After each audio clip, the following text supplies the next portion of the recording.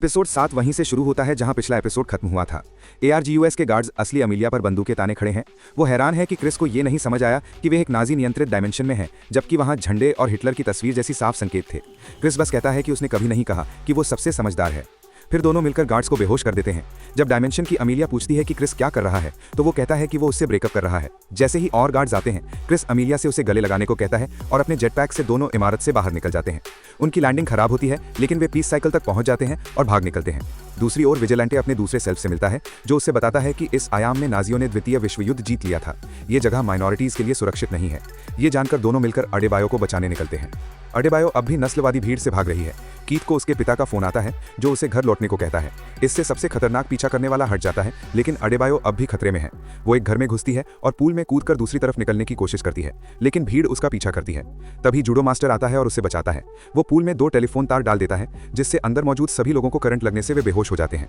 उधर Oggy Keith को बताता है कि उसका भाई मर चुका है और पीसमेकर ने उसकी जगह ले ली है। कीथ पहले ही एक और संस्करण देख चुका है, इसलिए उसे ज्यादा हैरानी नहीं होती। वो सोचता है कि अमीलिया भी किसी और डायमेंशन से आई है। क्रिस हार्कोट को पीठ पर लेकर पुलिस से भाग रहा है।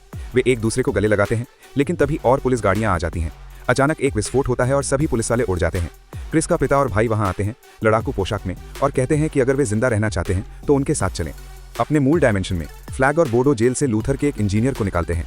वो पहले सौदा करना चाहता है, लेकिन लूथर का नाम सुनते ही काम पर लग जाता है। वो जल्दी ही एवरग्रीन में पीसमेकर का पोर्टल गेट ढूंढ देता है। इस बीच अडेबायो और जूडो मास्टर स्क्रैबल का एक संस्करण खेलते हुए दोस्ती करते हैं। तभी जूडो मास्टर खिड़की से देखता है कि भीड़ फिर से आ रही है, लेकिन इस बार मदद मिलती है। दोनों विजिलेंटे वहां पहुंचते हैं। ऑगी क्रिस से पूछताछ करता है और क्रिस सब कुछ बता देता है।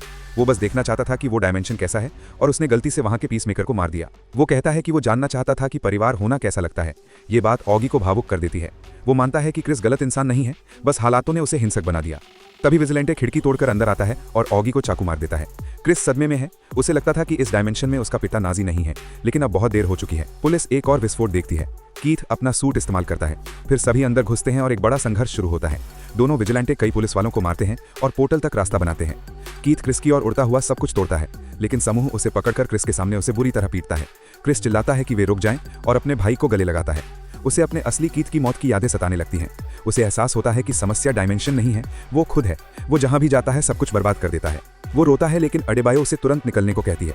अमीलिया पीछे रह जाती है कीथ को मारने के लिए, लेकिन तभी डिटेक्टिव फिट्जगिबन आ जाता है और वो भाग जाती है। जब वे अपने डायमेंशन में लौटते हैं, फ्लैग और उसकी टीम पहले से वहां मौजूद होती है।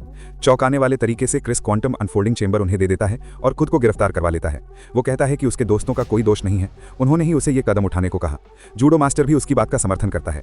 जैसे ही ARGUS उसे ले जाती है, हम देखते हैं कि दूसरे डायमेंशन में पुलिस कीथ को अस्पताल ले जा रही है।